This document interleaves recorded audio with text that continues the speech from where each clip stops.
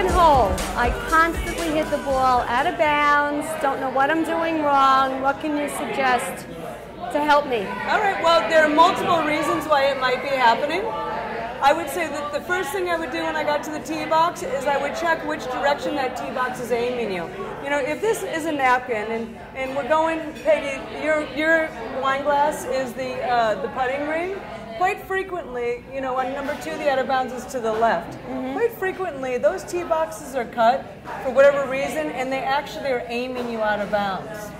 That happened to us, remember, on 16 today. We got to the tee box, and I said to the ladies, be careful, because this tee box is aiming us into the woods over there. Wow. And what will happen is you naturally will aim your feet and your shoulders and your hips parallel to which way that tee box is aiming you, and without even knowing it, you're going to aim that ball out of bounds or into the woods like what happened today.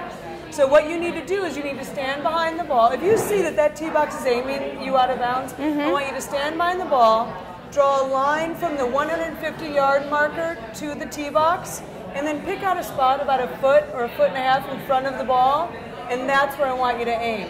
It'll be easier for you to aim at something that's a foot and a half in front of you than to aim at something that's 150 yards away from you. And then what you'll do is you'll focus so much on that spot that you'll find that you're aiming, you know, almost at a 45-degree angle, possibly to the tee box. Wow. Now, I don't remember if the tee box on 2 is aiming you out of bounds.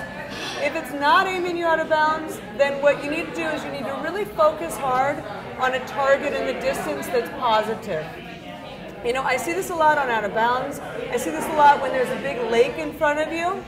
Whatever your last look is, that's where you're going to try to hit the ball. So most likely, Jeannie, you're standing on number 2 tee box. You're here in the Belt Parkway on your left side.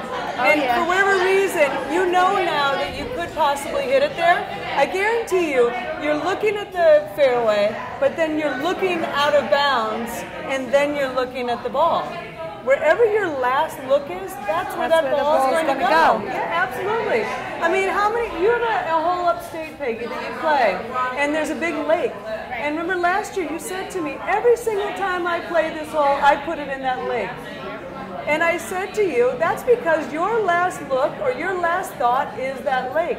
Same thing with you, Jeannie. Your last thought is last week, the week before, how you keep hitting it out of bounds. So probably, you're thinking it, you probably look over your shoulder out of bounds, and then you look at the ball. So what I want you to do is I want you to pick out a positive target, okay? It's got to be very small, can't be large, it's got to be like the bullseye of a dartboard, let's say.